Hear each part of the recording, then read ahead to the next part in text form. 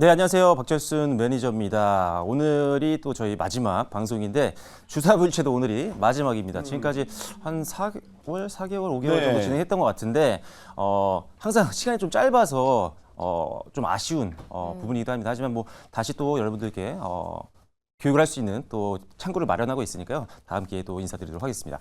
네, 다음 장 한번 보시겠습니다. 자, 마지막은 이거 좀 잘못됐는데 양이 너무 많아서 RSI 지표는 뺐습니다. 네. 오늘은 보조 지표 중에 가장 많이 사용하는 것 중에 하나인 MACD 지표 활용법을 한번 살펴보도록 하겠습니다. 다음 장 볼게요.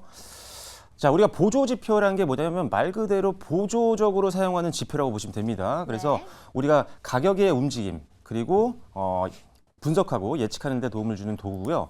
차트라든지 숫자, 흔히 말하는 통계적으로 분석을 해서 투자 시에 도움을 받을 수 있는 정보들을 만들어 놓은 게 지표다라고 보시면 됩니다. 그래서 우리가 보조 지표 같은 경우는 주식뿐만 아니라 뭐 선물이라든지 코인 이쪽 시장에서도 사용할 수 있는 기술적 지표들이 많기 때문에 여러분들이 많은 사람들이 대표적으로 사용하고 있는 보조 지표는 알아두시는 게 좋습니다. 그 이유가 뭐냐면 이 보조 지표, 대표적인 보조 지표 같은 경우는 시장에 참여하고 있는 많은 투자자들, 그게 비단 개인만이 아닙니다. 외국인들과 기관들도 사용을 하기 때문에 실제 보조 지표에 맞춰서 매수 신호가 나오거나 매도 신호가 나오면 수급이 실제로 이동을 하는 경우가 생깁니다. 그러면 당연히 주가에도 변동성을 줄 수가 있기 때문에 보조 지표를 미리 공부해 놓으시면 어느 정도 내가 어떤 주가의 방향성이라든지 상승과 하락을 예측하는데 조금 더 확률을 높일 수 있다는 거죠. 그래서 항상 우리가 보조 지표를 공부를 미리미리 해 놓으시는 게 좋고요. 다만 맹시는 금물입니다. 보조 지표는 말 그대로 보조일 뿐. 여러분들이 가장 먼저 봐야 되는 것은 항상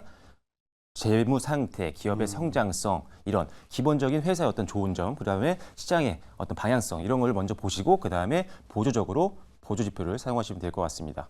자, 다음 장 보도록 하겠습니다.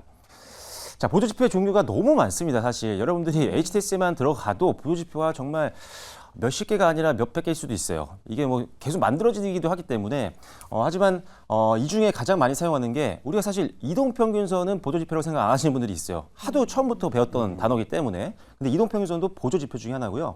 RSI라는 것도 상대 강도지수인데 이것도 공부해 놓으시면 좋고 오늘 볼 MACD 지표 같은 경우는 이동평균선을 가지고 만든 지표거든요. 이것도 많이 사용을 하시고 볼린저 밴드도 많이 사용하시고 스토캐스틱이나 일목균형표 이런 것들도 아마 많이 들어보셨을 것 같아요. 그래서 이런 것들은 최소한 여러분들이 기본적인 이게 요 지표에서는 이런 흐름이 나왔을 때 매수 신호구나 또는 이런 신호가 나왔을 때 매도 신호구나 정도는 공부를 해 놓으시고 차트에 그냥 설치를 하시면 됩니다.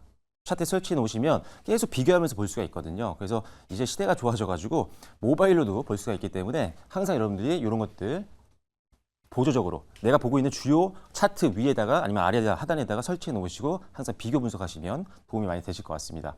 자, 그래서 일단 기본 활용법을 계속적으로 공부를 하셔야 됩니다. 그리고 실제적으로 적용을 하기 전에 일단 이론을 습득하시고 그 다음에 과거 차트를 대입을 해봐서 과거에 이런 패턴이 보조 지표에서 이런 흐름이 나왔을 때 실제 주가는 이런 식으로 움직였구나 라는 것들을 일단 기억을 하시고 그 다음에 모의 투자 먼저 하시는 게 좋습니다. 항상 우리가 모의 투자를 먼저 해보시고 이제 어느 정도 체화가 됐을 때 그때 실제로 적은 돈을 활용해서 보조 지표를 한번 베팅해 보시는 것도 좋은 방법이 될 수 있다. 이렇게 보시면 되겠습니다.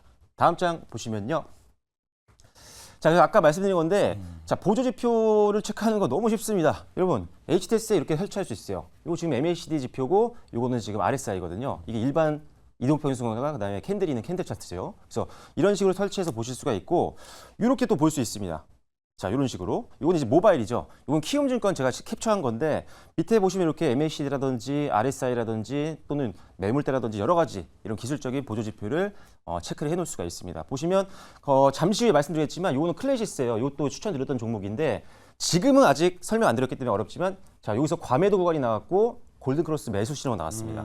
그래서 그때부터 주가가 상승했는데 그래서 이때 한번 소개를 드렸었어요. 토토주에서. 그다음에 상승 흐름이 나왔던 종목이고 글로벌 텍스프리도 소개를 드렸었는데 똑같습니다. MACD랑 RSI 전부 다 지금 골든크로스 나오면서 매수 신호가 나왔었거든요. 그리고 업황도 좋았고 그래서 이때 저점에서 잡아서 지금까지도 최고점을 경신하고 있는 모습들 확인이 되고 있습니다. 근데 둘 다 뭐냐면 제가 과연 이 보조 지표만 보고 들어갔을까요? 절대 아닙니다. 절대. 일단 기업 분석이 먼저였고요. 거기다가 그 다음에 거래량, 뭐 수급 이동, 그 다음에 외국인들 기관의 어떤 수급 이동들, 그 다음에 보조 지표까지 확인을 하고 나서 소개를 드린 거기 때문에 보조 지표를 먼저 보고 저희가 고르는 경우는 없어요. 물론 보조 지표 먼저 보고 매수 신호 나왔네. 회사는 어떤지 한번 볼까? 그래서 재무제표 한번 보고 사업 보고서 보고 리포트 있으면 또 리포트 보고. 그다음에 실제 HTS 들어가서 다른 상황들 체크를 할 수 있겠지만 기본적으로 저는 회사가 좋으면 그다음에 보조 지표를 좀 보는 편이긴 합니다. 여러분들의 성향에 맞춰서 맞춤형으로 대응을 하시면 될 것 같습니다. 자, 그러면 다음 장 보면서 이제 과연 이제 어떻게 우리가 이거를 활용해야 되나 한번 살펴보도록 하겠습니다. 다음 장 보도록 하겠습니다. 네. 자, 우리가 지금 오늘 보려고 하는 거는 여러 가지 보조 지표 중에 하나죠. MACD인데 이동평균선을 이용해서 만든 대표적인 지표입니다. 그래서 기술적인 지표 중에 하나라고 보시면 될 것 같고요.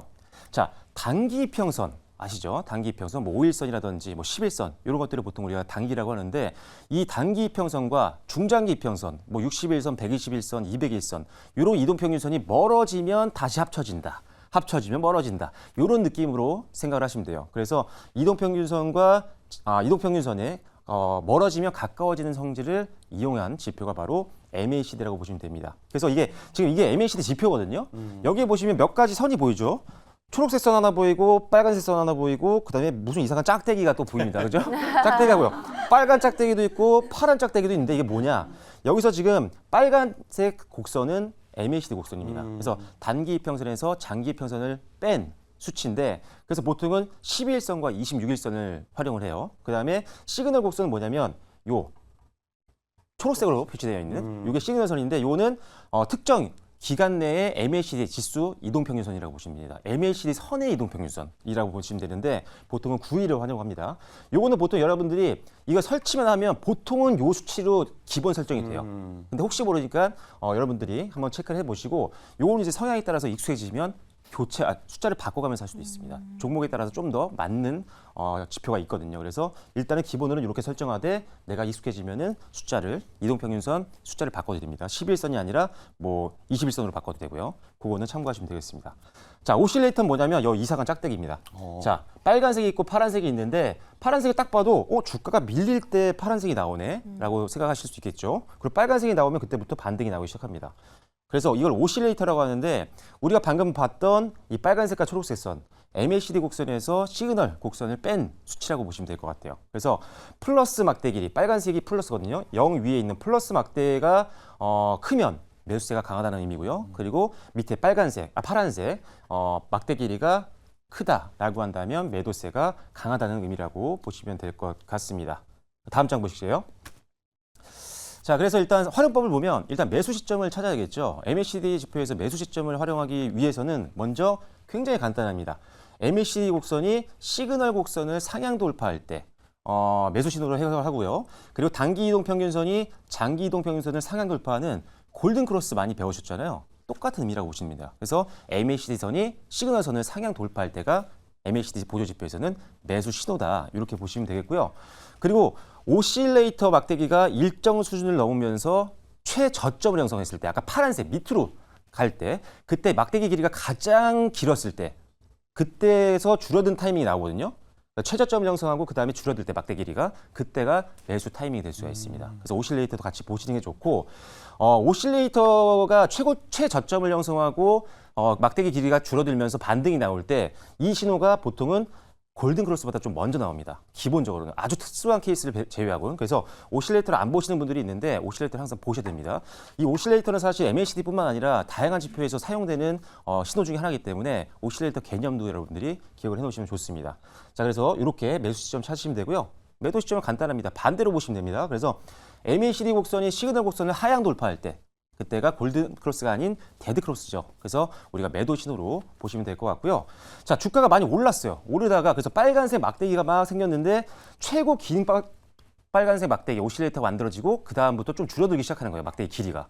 그러면 이때가 최고점의 확률이 높습니다. 그리고 나서 데드 크로스 나오면서 주가가 쭉 밀리는 경우가 있으니까요. 오실레이터 막대기가 플러스권에서 일정 수준으로 오르다가 최고점 만들고 막대기 길이가 줄어들 때 이때는 매도 신호를 나올 수가 있으니 주의가 좀 필요하다. 이렇게 보시면 되겠습니다. 네, 다음 장 보시면요. 자, 이 다이버전스 뭐냐면 MACD 곡선이랑 가격 곡선 그러니까 주가랑 보통은 비슷하게 움직여요. MACD 곡선이 반등 나오면서 함께 주가도 반등 나오고 빠질 때 같이 빠지는 경우가 있는데 간혹 가다가 반대로 움직이는 경우가 있어요. 그래서 주가는 계속 하락하고 또는 하락이나 횡보를 하고 있는데 얘가 MACD 곡선이 갑자기 상승 반전을 하는 거예요. 그러면 조금 있다가 일정 시간이 지난 이후에 실제 주가가 반등 나오는 경우가 생깁니다. 이런 걸 활용하는 게 다이버전스를 활용한 매매라고 보시면 되고요. 하락 다이버전스도 마찬가지예요. 주가가 계속 오르고 있는데 갑자기 MACD 곡선이 밑으로 하락을 먼저 하는 거예요. 그러면서 갑자기 데드크로스가 나온 거죠. 그렇게 되면은 지금 조금 있다가 주가가 밀릴 수도 있겠구나 해서 긴장을 하고 있는 겁니다. 이 신호를 먼저 보고서 긴장을 미리 하고 매도 준비를 한 사람과 그냥 가니까 그냥 내비두던 사람은 주가 갑자기 밀렸을 때 대응할 수 있는 방법 자체가 다릅니다. 그래서 수익을 더 많이 지킬 수 있는 방법이기도 하기 때문에 수익권에서도 보조지표를 항상 보시는 게 좋다는 점 말씀드리겠습니다. 다음 장 보시면요. 자, 그래서 이런 거예요. 예시인데 자, 여기서 보시면 골든 크로스가 나왔을 때 그리고 오실레이터가 줄어들죠. 그러면서 반등이 쭉 나오는 모습들. 이것도 마찬가지입니다. 골든 크로스 때만 사셨어도 꽤 괜찮은 수익. 네. 그다음에 여기는 반대로 데드 크로스죠. 그래서 이때 매도하셨으면 최소한 이 급락을 좀 피할 수 있는 그런 상황이었죠. 또 이때도 자, 오실레이터가 급격하게 줄어듭니다. 그러면서 이제 사야지 준비를 하고 있다가 얘가 같이 반등이 나오는 거예요. 이때 사셨어도 꽤 괜찮은 수익. 여기도 마찬가지입니다. 그래서 골든 크로스 나왔을 때 한번 보시고 이렇게 반대로 데드 크로스가 나왔을 때는 또 매도를 또 고려해 볼 수 있는 차트다라고 보시면 되겠습니다. 다음 장 보시면요. 요거는 이제 다이버전스인데 자, 요걸 잘 보세요. 지금 주가가 이게 위가 주가고 이게 지금 MACD 차트인데 주가가 좀 내려가고 있어요. 그런데 얘는 지금 반등이 나왔습니다. 완전히 반대로 갔죠. 그러면 요거 이제 반등이 나와 추세 전환이 나올 수가 있겠구나 생각해서 미리 매수를 준비를 하거나 아니면 분할로 담아가는 겁니다. 그다음에 반등 세게 나왔죠. 그래서 요거 미리 알고 계셨던 분들은 미리 잡을 수가 있는 거고 아닌 분들은 급등 나오고 살까 말까 계속 고민만 하다가 못 사는 경우가 생깁니다. 그래서 조심하시면 되겠습니다. 다음 장 보시면요. 자, 요 글로벌 텍스프리 같은 경우는 일단은 이런 식으로 진행이 되는데 보시면 다이버전스 그다음에 좀 전에 보여드렸던 골든 크로스, 데드 크로스 다 있습니다. 그래서 참고하시면 되겠습니다. 다음 장 보시면요. 자, 그래서 일단 기업 분석이 가장 중요하고요. 보조지표도 꼭 여러분들 활용하시면 좋을 것 같습니다. 오늘은 여기까지입니다. 고맙습니다. 잘 들어오시겠습니다. 자, 오늘도 여전히 시간이 맞아요. 부족해요. 네. 자, 오늘 이거 더 궁금하신 분들 오늘 또 생방송 준비되어 있죠? 네, 오늘 잠시 후에 10시 20분에 또 유튜브에서 못다한 정보들 준비를 해놨으니까요. 유튜브 들어오셔서 박철순 검색하시고 라이브 방송 들어오시면 되겠습니다. 네, 시간이 부족한 게 너무 안타깝습니다. 그러니까요. 오늘도 생방하니까 계속 이어지니까 그때 또 부족한 부분을 좀 채우시면 될 것 같아요. 자, 어떻게 재밌게 보셨나요? 네. 1부는 여기까지 하고요. 저 2부도 또 다양하고 또 풍성하게 준비되어 있으니까 어디 가지 마시고요. 채널 어떻게 하라고요? 그렇습니다. 저희는 잠시 후 2부에서 다시 찾아뵙겠습니다. 2부에서 만날게요.